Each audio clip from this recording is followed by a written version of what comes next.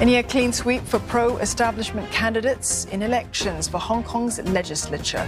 Voter turnout was around 30%, and that is an all-time low. For more analysis, Dr. Chong Ja Ian, Associate Professor at the National University of Singapore, joins us live now for more on this story. Dr. Chong, only one non-establishment candidate elected in this poll. Is that a surprise to you at all?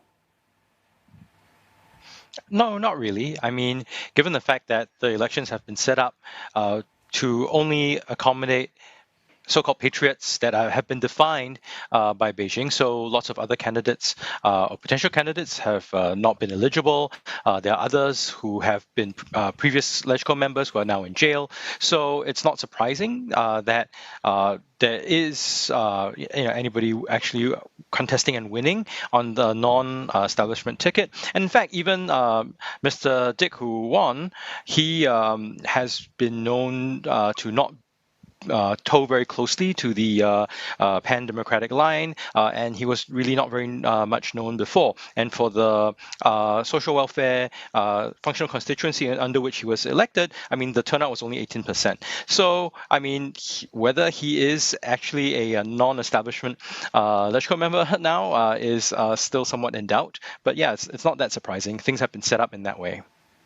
Dr. Chong, voter turnout at a record low. Now, this matters if we can see this as reflecting a lack of faith in the system, or we could say those who did vote do not represent the voice of Hong Kong. But if Hong Kong's leaders do not see a problem in either of those, why should it matter if the voter turnout is at 30%? So there are two things that matter that we could look at. One is, of course, if since turnout is really low, there's the question of the legitimacy of the election and the legitimacy of the people who have actually been put into office. Bearing in mind that only 20 seats, right, have been under direct election. Then there are another 30 that are voted by functional constituencies, and then the election committee, 1,488 people, vote for the remaining seats. So in that sense, to have low turnout for the 20 seats that are directly contested, that raises the legitimacy of the body, questions about the legitimacy of the body for one. For another, the fact that actually if you also count in the votes that were not valid, the number of votes that were actually received, valid votes that were received, was about 28%. So that actually looks very much like the number that had voted for the pro-establishment camp in the last district council election. So that would suggest that the mobilization ability of the pro-establishment camp is somewhat limited. And Dr. Chong, on the issue of legitimacy, the pro-Beijing camp now has this ultimate veto power. So will there still be so-called checks and balances? Will there be room for discussion and compromise, perhaps?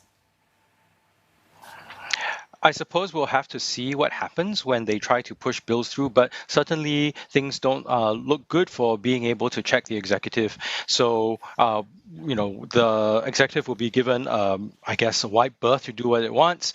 I suppose we could do there could be some expectation that Hong Kong will do a Singapore-style own self check own self, but I don't know. It doesn't look good, but maybe we'll be surprised. We have to actually see how the debates work. But I'm really doubtful that there will be that much of an effective check or that much of an effective debate. We've actually seen this in the sessions of the LegCo that were were going on before it was dissolved for the election.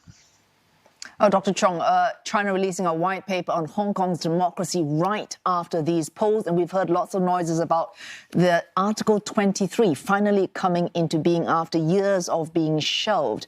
What changes in laws can we expect in Hong Kong now after these polls? So there's a couple of things. One, of course, Article 23. I mean, that's something that the Beijing government and also the Hong Kong government have been trying to push to really enhance national security. I mean, a lot of that has been superseded by the national security law, but I suppose there can still be room for tightening up. Beijing might certainly, go for that.